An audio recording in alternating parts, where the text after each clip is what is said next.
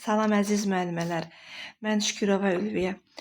Zöhrə müəlliməmin, dəyərli, əziz Zöhrə müəlliməmin hazırladığı PDF-dən çevrəyə aid müəyyən sualların izahını çəkəcəm.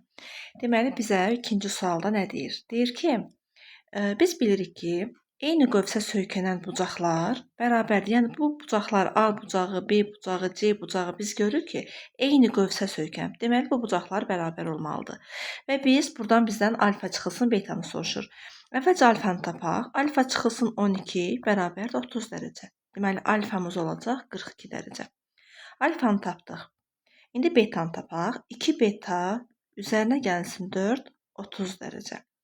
Yəni, 2 betamız olacaq 26 dərəcə, betamız da olacaq 13 dərəcə. Biz, deməli, 42 dərəcədən 13 dərəcəni çıxsaq, doğru cavabımız olacaq 29. Keçək növbəti sualın izahına.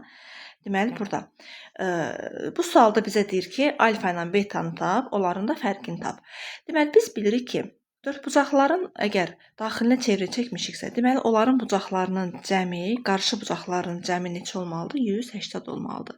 Yəni, alfa üzərinə gəl 82 bərabərdir 180 dərəcə. Buradan alfanı tapsam, 180-dən çıxacam 82-ni. O da eləyəcək 98. Deməli, alfa bucağımızı aldıq 98. İndi beta bucağımızı tapaq.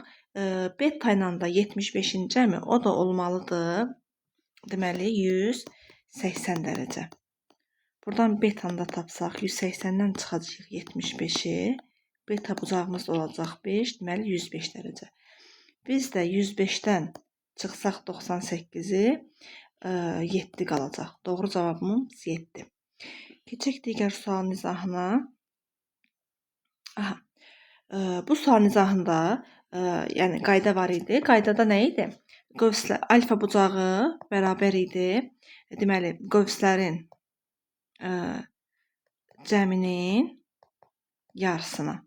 Yəni 170-i bölsəm 2-yə olacaq 85.